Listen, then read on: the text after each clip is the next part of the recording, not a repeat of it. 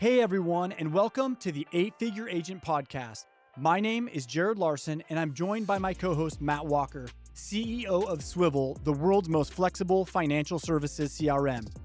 Our mission is to build community, a community where we can empower each other to achieve remarkable success in the financial sector.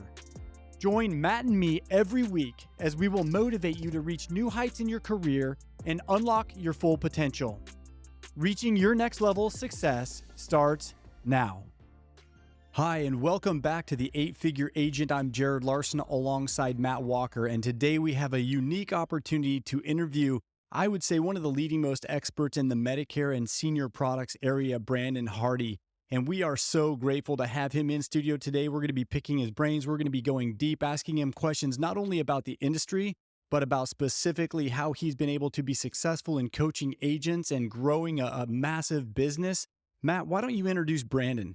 Yeah, so Brandon and I have known each other for a long time, and we've worked together in the past as well.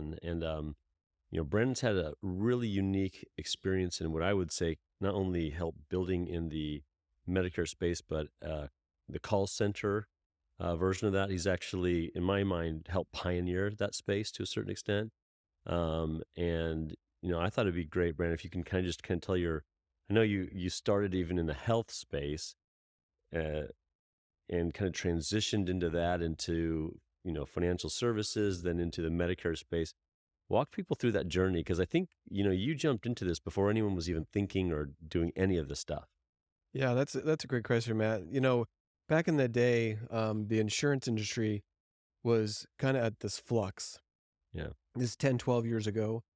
And we jumped into a space that was trying to sell individual health insurance. And right away, about 2 months into jumping into that space, the whole industry changed. Commissions dropped. Obamacare came out. That's right, that time. And it was interesting because we had to change. We had to figure out what we were going to do. And so we jumped into this Medicare space, and we felt, there's a lot of people in Medicare. There's a lot of seniors turning. There was this idea that, not a lot of people were selling Medicare over the phone, or Medicare wasn't a huge space at the time. And so, we jumped in, and we started to investigate Medicare. We started to investigate leads. We started to investigate, what opportunities were there. And we found some unique things. We found that there were 10,000 people turning 65 every single day in this space. And the target opportunity just became this pool of people that was endless. Yeah. And it was going to be endless for years and years and years. And so we decided to jump in, and one thing led to the next, and we were off to sell Medicare. So it started because you were selling health insurance over the phone, and then you realized that market was dead, so you're going to try to sell Medicare products over the phone. Yeah. So, when you first started telling people that, what was the feedback? What did you get from people? They said, go for it, this is never going to work. What did you get? Yeah, it was really interesting. When we first did it, people are like, what are you doing? Like, in fact, when we were looking for leads in the space, no one sold Medicare leads. In fact, every lead that was sold was a pre-65 lead, and they just happened to have this spillover for people that were filling out forms online that happened to be around 64, 65, and these insurance companies, these lead providers that were selling these leads, they didn't know what to do with them. And so, we called them up, and they're like, yeah, we have all these leads that we don't know what to do with. Do you want those? Yeah. And we're like, yeah, that's a great idea. So we took those leads. That's awesome. So Brandon, as you're transitioning from this health space into the Medicare space, tell us a little bit about that transition. What were some of the struggles, some of the opportunities, but as you embarked in that, what did you experience? It was an interesting dilemma, because I was hired at the time to start a call center for individual health insurance. We thought that was going to just dominate the world, right? And in a 2-month period of time, when it got shut down and the industry changed, it was a little bit of a panic mode. Yeah. And as we navigated our way into a different space, we had to start from scratch. And it was really interesting because I'd never been in Medicare more than 5 minutes. And I spent literally 2 months learning everything I could learn about the space and studying and reading and looking on websites and talking to people to become an expert in a short period of time of 2 months, just so we could start this call center. Yeah, well, and if anybody, as you get to know Brandon on this call, you're going to understand that he is an expert in his field. And what I love about Brandon is no matter what he's doing, he will quickly learn, investigate, become the subject matter expert in anything that he does. And I'm guessing that's exactly what you did. Yeah, we had to become experts overnight for sure. It was one of those unique opportunities to learn something new, and then we had to build a CRM to track everything that we were doing. We had to find lead vendors to buy leads, and then I had to train agents to be able to do the same thing that I just figured out how to do. And this all happened in a 2 month period of time, and then we were off to the races. So then, Brandon, did you utilize the agents that you currently had that was selling on the health side and just transition them in, or did you have to recruit an entire new agent base? So we used the agents that we had hired initially for the insurance space, the pre-65 space. We basically said, hey, we got to transition over. And when we did that, we just went to these agents and said, hey, we're going to sell a different product. This is what we're going to do, and this is how we're going to do it, and we're going to start training you. I built a whole training module around it so we could train and educate those agents as well as any new agents that came in. So really preparing for that scale. Mm-hmm. Wow. Yep, absolutely. Very cool.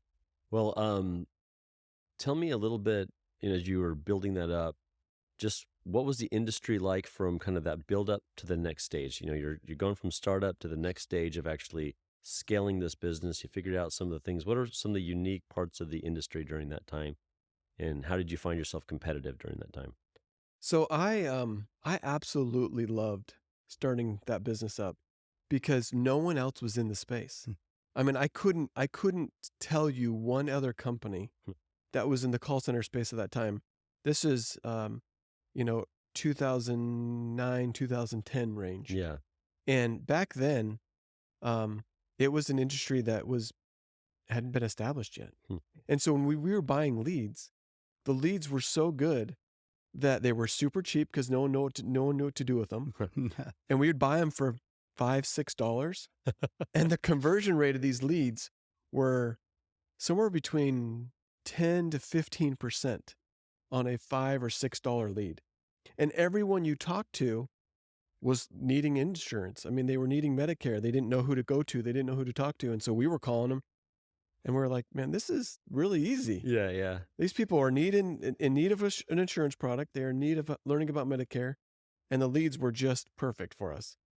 So it was just jumping in, the way that we jumped in, it made it really easy for us to be successful early. Now, you also had a transition in there. You went from kind of this one company and then you ended up going and kind of starting your own company with this same concept. And I know you were able to work that out and make that happen. As you then kind of built your own company and or now went from, an owner CEO or a employee CEO, now you're an owner CEO in this next phase. Walk us through what that was like, that transition as far as like, becoming a CEO and an owner and hiring again and starting again. Did you find it just as easy? What were the challenges? What were the catches that you ran into? Yeah, as we were building the agency, there came a moment in time where I felt like I was dedicating my life to a business.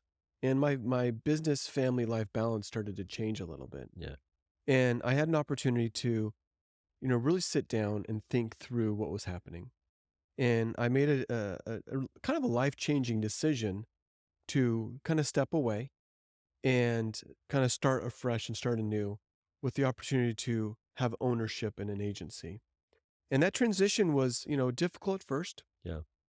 Um, but it was also very rewarding because um, I learned to love the space and starting anew and knowing connections in the space and understanding how CRMs work and understanding how to work and navigate through lead vendors really helped me really prepare myself to grow again and scale again. Yeah.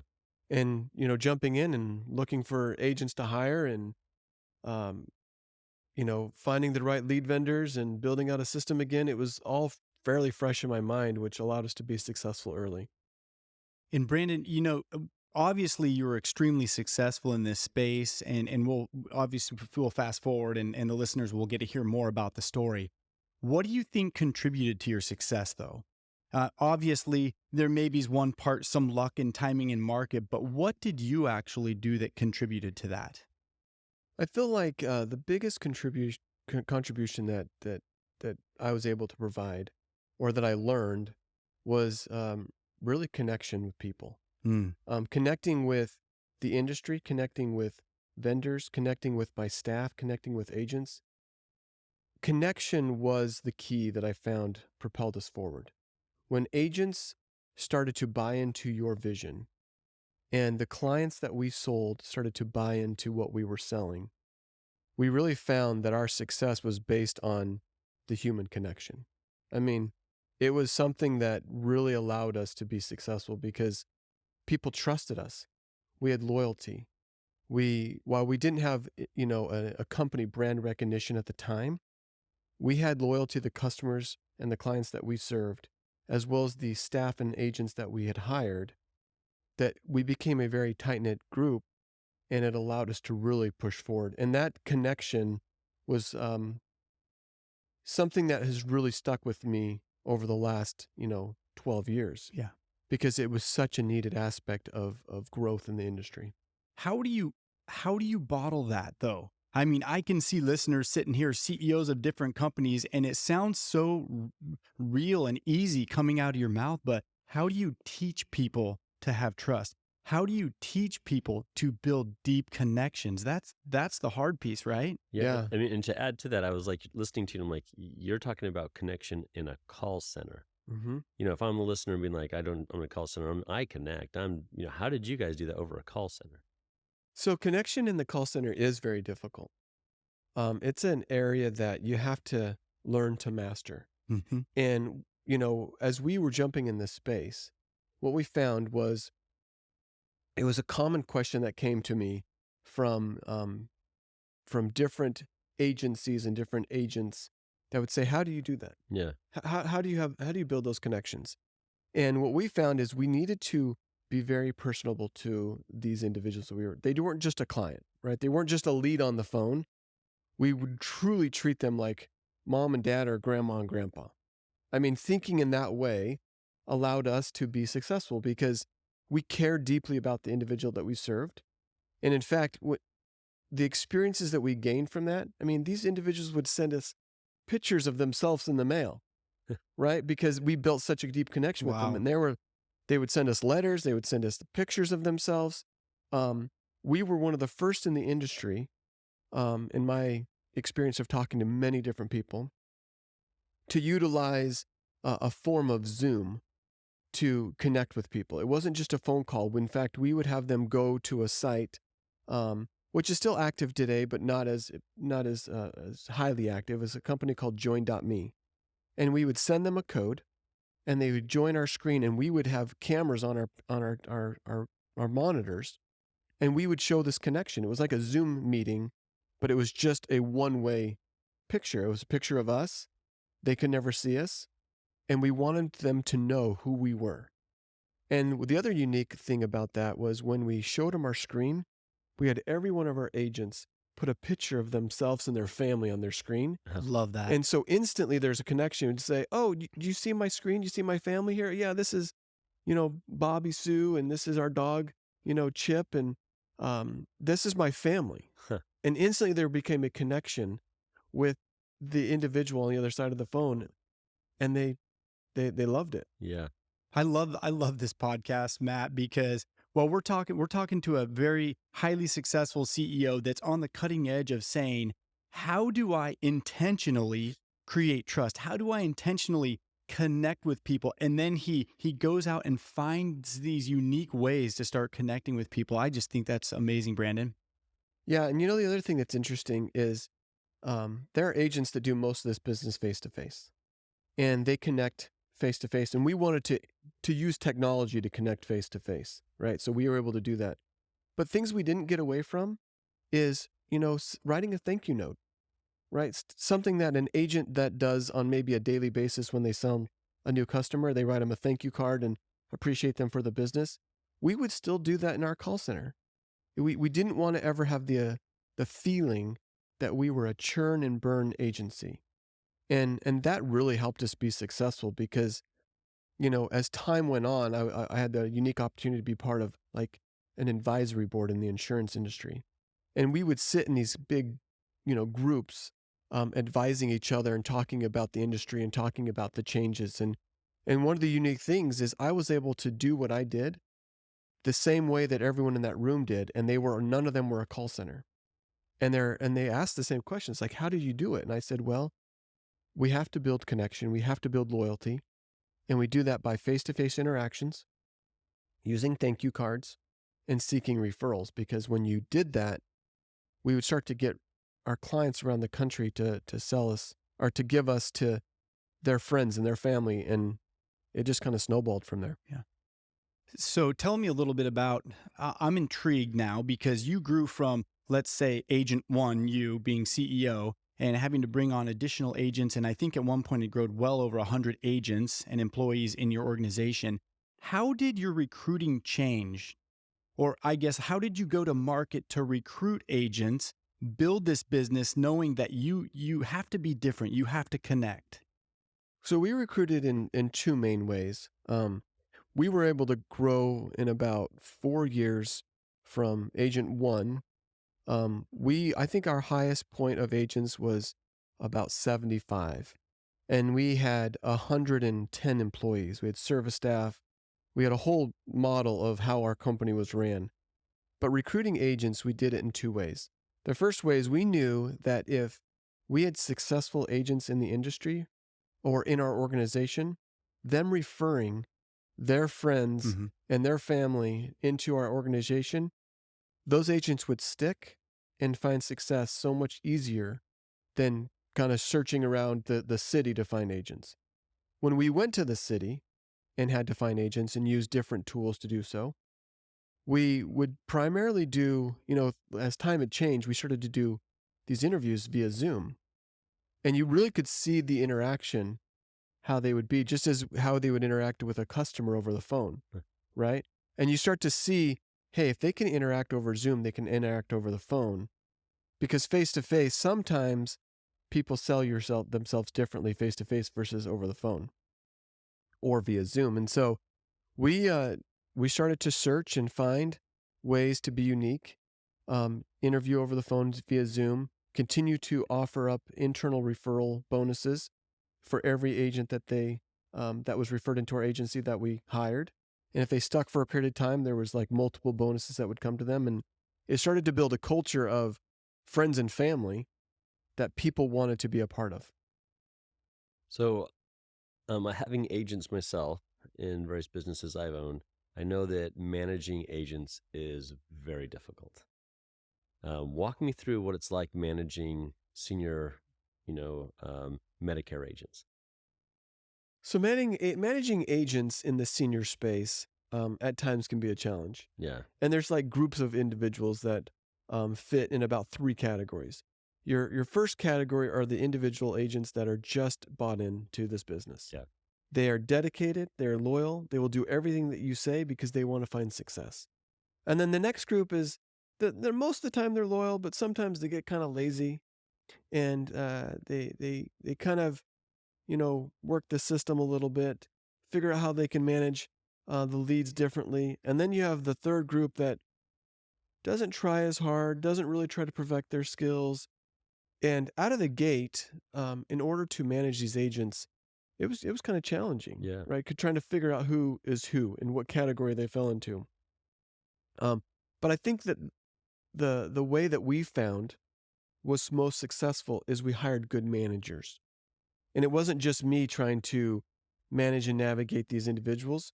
We had agents that were really wildly successful, that knew this industry inside and out, and they had finally worked themselves to being promoted to an agent manager or a senior agent. And we heavily utilized those individuals to coach, to listen to calls, to figure out how they could, tweak their script. And uh, it was a very educated process of how we educated and trained these agents to follow a script, to follow a timeline, to follow a process, to find success. And those who did that were successful. Gotcha.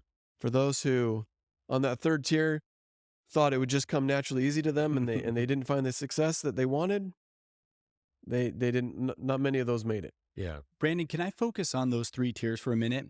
And then maybe you can differentiate, not necessarily between the tiers themselves, but what were the habits of the highly successful agents?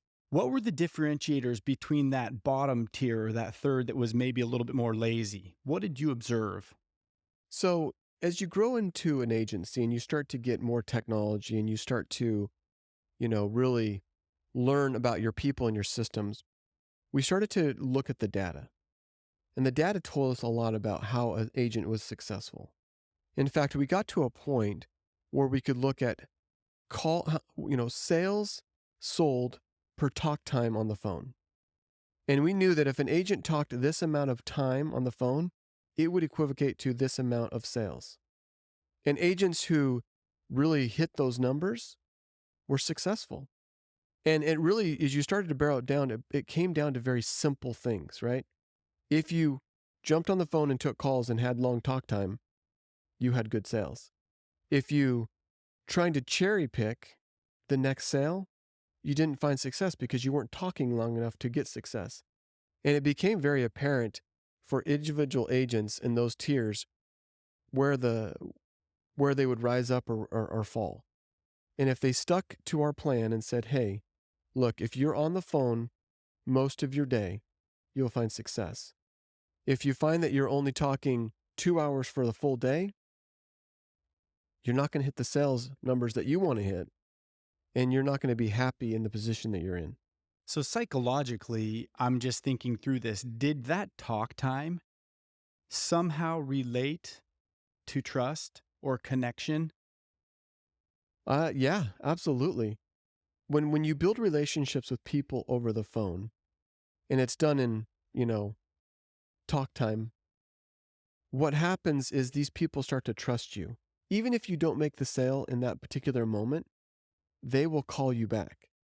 They will research and they'll come back and they'll be like, Brandon spent X amount of time with me. I want to go back to him.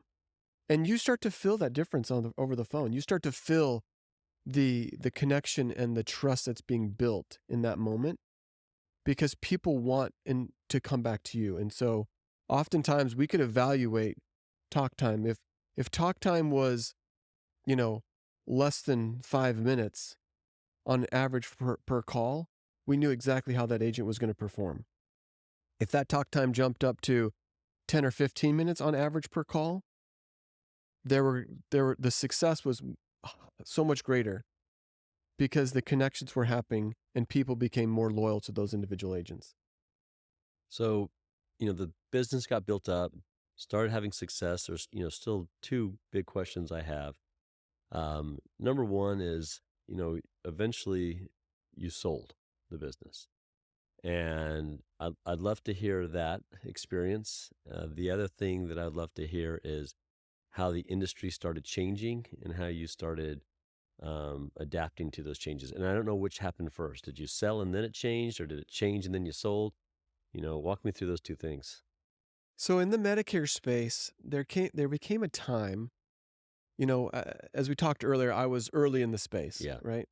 And about 2 years after that, after we started, multiple companies jumped into this space. They found that the lifetime value of a customer was really high. Yeah. The customers were sticking. Medicare, everyone paid their premiums because they needed the insurance. The persistency was high. And that led to multiple organizations jumping into the space. And it has not stopped since, these companies have started organizations. I mean, every day I hear a new one. I'm like, never heard of them. Yeah. And they're a big player in the space. Well, in about 2016, 15, 16, 17, it was a prime time for people that were jumping into the space that wanted to sell their organizations because there was a lot of buyers. And there was a lot of transactions that were happening during this time because everyone wanted a piece of the pie. Yeah.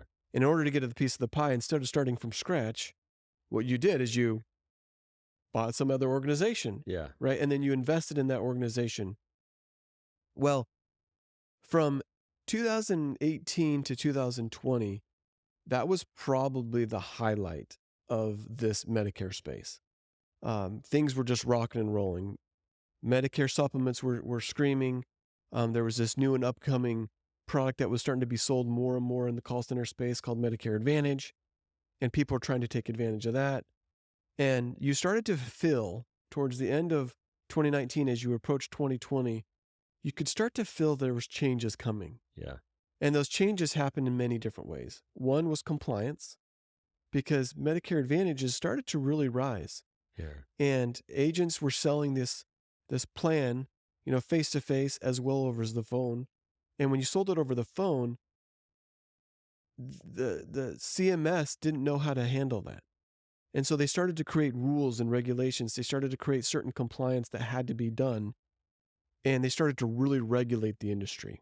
Well, you jumped into COVID years. And during the COVID years, people had the opportunity to basically buy and switch their plan almost every month. And agents were taking these leads and calling people nonstop. And there was a time prior to COVID that once you sold a Medicare Advantage plan, they would stay on that plan for the year, maybe 2 years, maybe 3 years, because there wasn't that many changes. Yeah. As that industry grew, what tended to happen was the insurance companies were really fighting each other for business. And they wanted to have a plan that was super exciting and super cheap or zero premiums or had a lot of benefits. And what that led to was people shopping their coverage. And then COVID hit, and the insurance companies allowed them to switch every year during these situations that came up where you had guaranteed rights to change because of COVID. And so it became a madhouse. And the big boys in the industry started to feel the 2020 and 2021 years that there was no loyalty of client in the Medicare Advantage space So the anymore. churn just went through the roof. Just went crazy. And that disrupted the whole industry because you could change a Medicare policy pretty much every month. And every agent that was trying to get your business was trying to convince you, wow, theirs was the best and the one they were on was the worst. Yeah. And these clients would just switch. And the lifetime value goes down. Lifetime values dropped. The cost of doing business rose. And you could not sustain what was happening in the industry. Wow. And what about lead cost? What happened, when you first got into that time in 2020? What was the average cost of a lead? So leads really dramatically changed over that time. When we first got on, there was no such thing as what we call an inbound lead. Yeah. Right? There was no live lead that was going to be on the phone. Yeah. Every lead was an outbound call, right? They'd fill out their form. You'd pay $5 for that information. They'd convert it, 10 to 15%, in some cases even 20%. Yeah, it's crazy. And as you advance forward in time, the market started to shift in leads because just like agents wanting to get into the space, vendors saw that they wanted to get in this space. Sure. And they were trying to figure out, how can I sell leads to agents in the Medicare space? Yeah. And the lead quality started to dilute so much that in a shared lead or a outbound call lead, not only did the cost rise from $6-7 to $20-25, the close rates plummeted to 2-3%, sometimes 1%, and it just drastically changed. You're paying more money for a lead at a close rate that's terrible and trying to make a business work. And so agencies shifted their way of doing business to the live call transfer. If I can talk to live people, then I'm going to find success, right? And so what they did is they started to call, these vendors started to, get people on the phone and transfer them into your agency. And we started to take 1 million of these calls every day. I mean, I think we were taking 1,000 leads a day. Wow. To supplement our agents to keep them busy. And what we found is these leads were $40, $50, $60 a lead. And many times they were garbage. And you're just burning through money trying to get a good quality agent or a good quality client on the phone Yeah. for your agent to find success. And while there was some success, the whole industry changed. So the market's changing in how you sell products. The lead is changing based on quality. It became a challenge. So I'm assuming the direction of these call centers, it's he who controls the lead wins now. I mean, you and I have talked a little bit about that before. Is that where you see it going, or do you see that there's other factors on how these call center big businesses make money now in today's environment? Yeah, I think you nailed it on the spot, Matt. I think that the lead is king, Yeah. right? If you're in charge of the lead, you will find success. And the way that I believe that agents are transitioning to be in charge of the lead is they are controlling every aspect of that lead generation. They don't want to use lead vendors as much anymore. Sure. Your success is going to be by taking all the lead gen items and bring them in-house. Have a lead generation manager.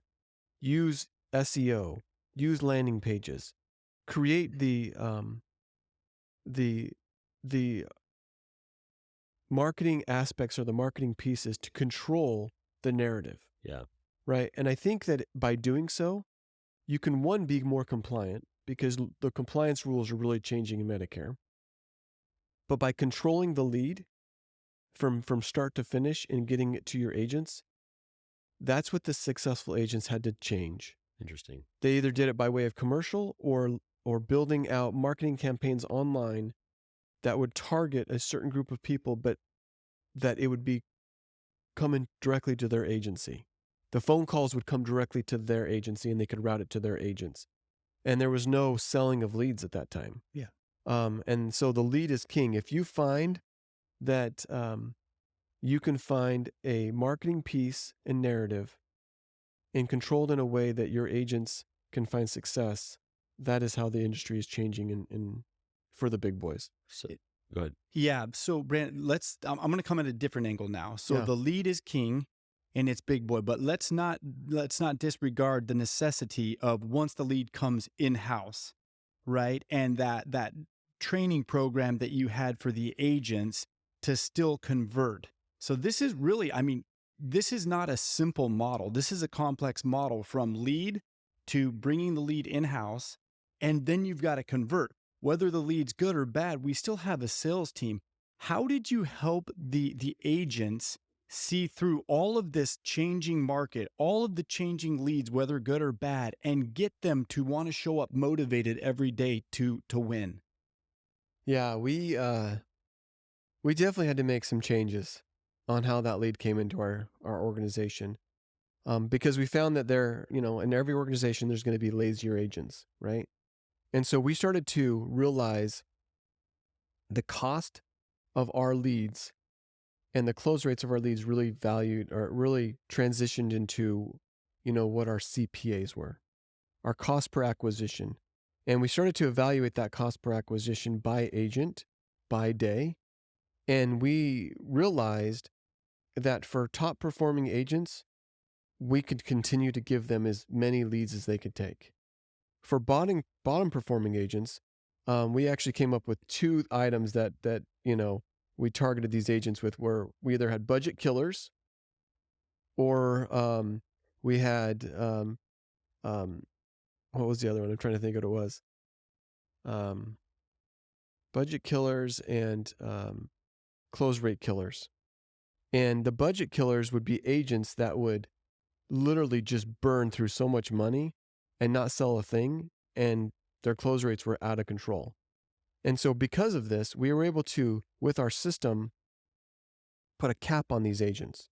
And we said, hey, as soon as your close rates become to a level that is obtainable, that will allow you to open up the doors for more leads, some of these agents only get X amount of leads per hour. And if they didn't, utilize them successfully, it would change on how their business was sold. On top of that, we had to change our scripts. We had to change out the very first 1 or 2 or 3 minutes of that call.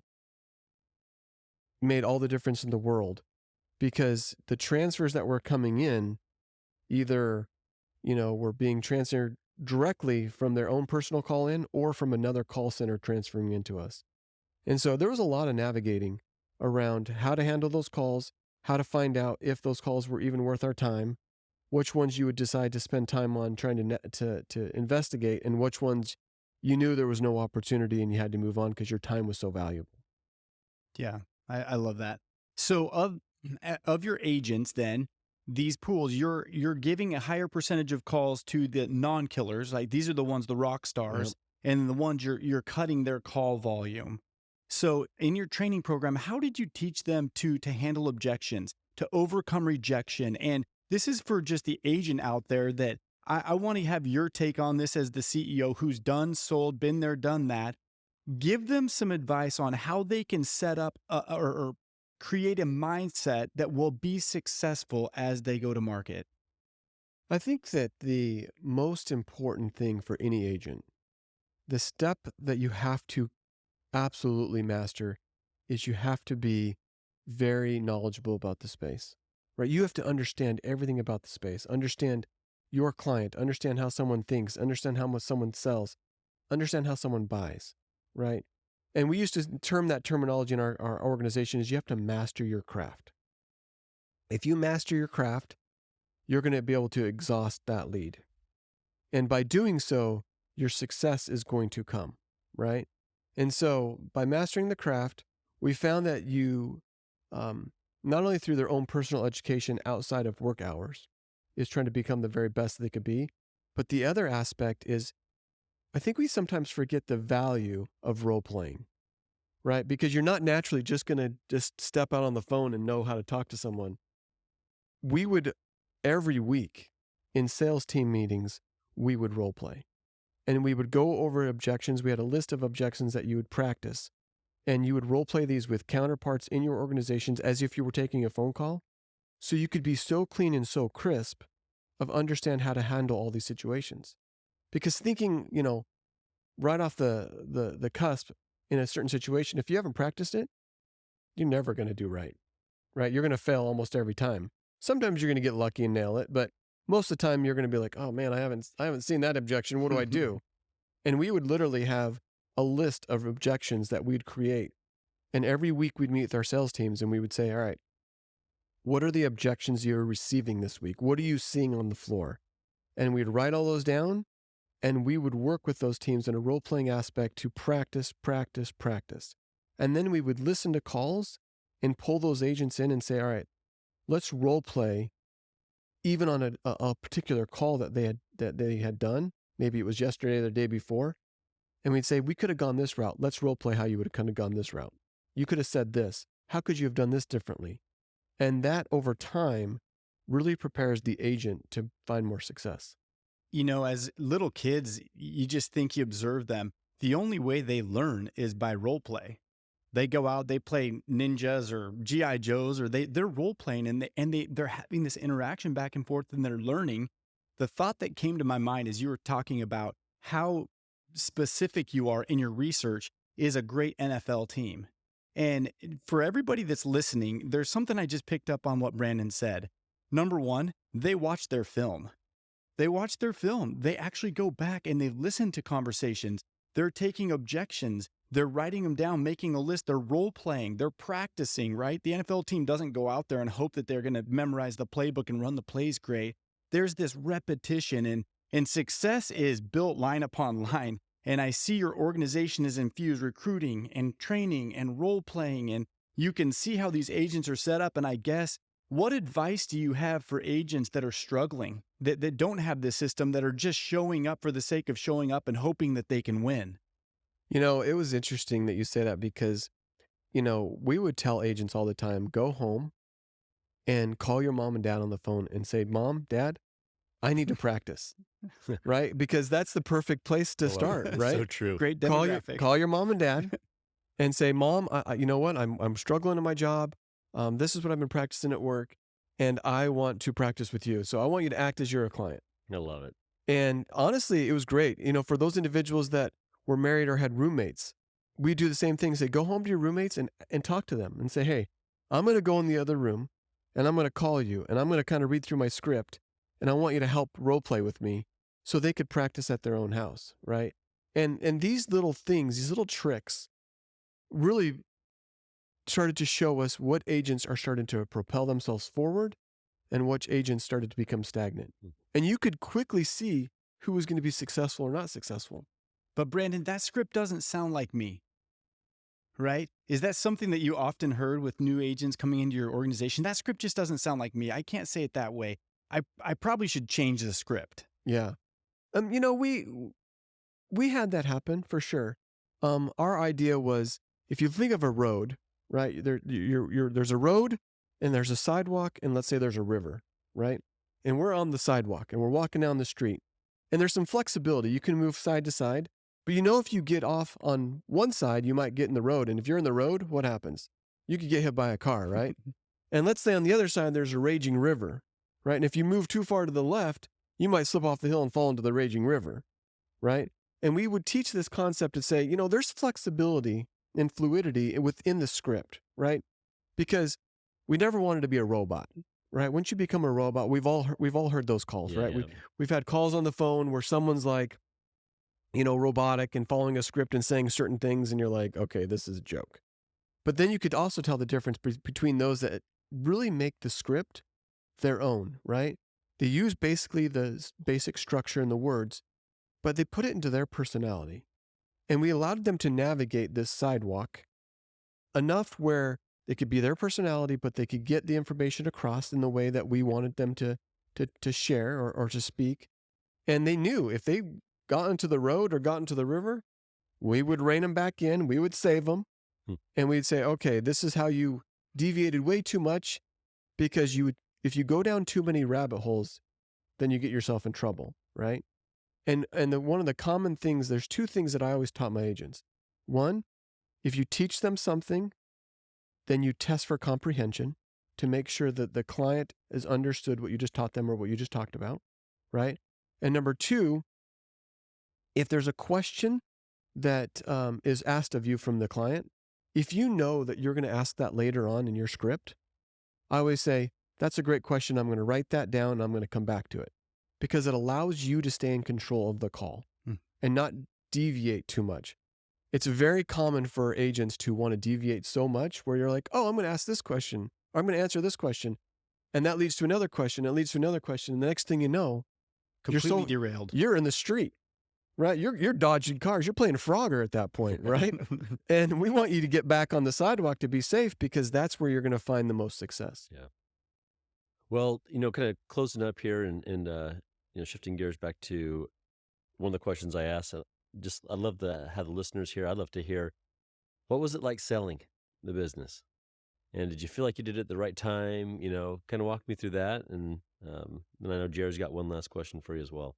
I think that anytime that you are part of a business from the startup and you have the opportunity to sell it, that's super exciting. Yeah. Right? I think that's what people dream of. Like, if you look around and you look at, man, why is that person so successful? And you hear, oh, well, he sold a business, right? Yeah. Like, he started a business and he sold it and he made all his money. And I think that's, where a lot of people are like, I want to sell a business. I want to get into a business. I want to start a business and have this ultimate goal of selling. And so, selling a business is exciting, also super stressful, right? Because when you're working with the organization that wants to buy you, there's a lot of audit that happens, right? They're auditing contracts, they're auditing, clients, they're auditing processes, they're auditing your agents. And so it's a timely process, but I think the key is, if you know what you're doing is right, and you've done it right for so long, and you stay ethical and loyal to the things and the processes and procedures that you created, it truly does make the sell of the business much easier, because you can stand on what you've built. Yeah. Right. And you can really work with the individuals, and there's nothing to hide. So it's a super exciting time, super stressful, but super exciting time to be able to build a business to a point where someone wants to buy it from you. Yeah. And as I like to liken it to one item that I really enjoy doing is I love fly fishing. And when I started fly fishing, I got to a point where I could build and create my own fly. And my hope was always if I could trick a fish into eating the fly that I created, Yeah. that was an exciting time for me, right? Not that I'm trying to trick these people to buy our business, Yeah. but to build something from scratch It works. that works is super exciting. Yeah. No, I agreed. So Brandon, as we conclude this episode, I want you to give your heartfelt advice to the agents. If you only had one piece of advice that you could give, the most important, penultimate advice, what would that be? I would say that you need to treat every single person that you work with in your organization or out of your organization with love and respect. Treat them like your grandparents, treat them like your parents.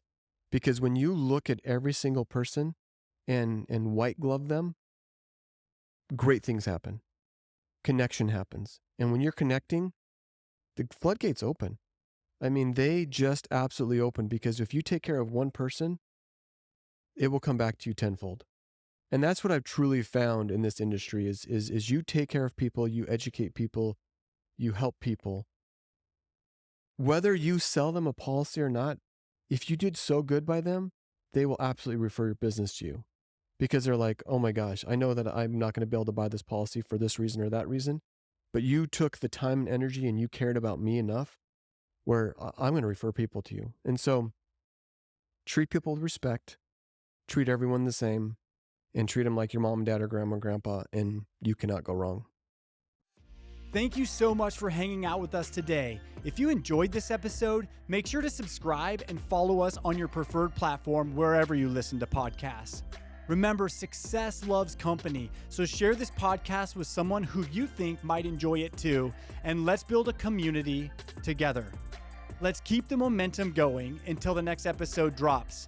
And hey, if you've got any questions or topic ideas that you would like us to focus on, send us a message on social media. Again, thanks so much for joining us. Until next time.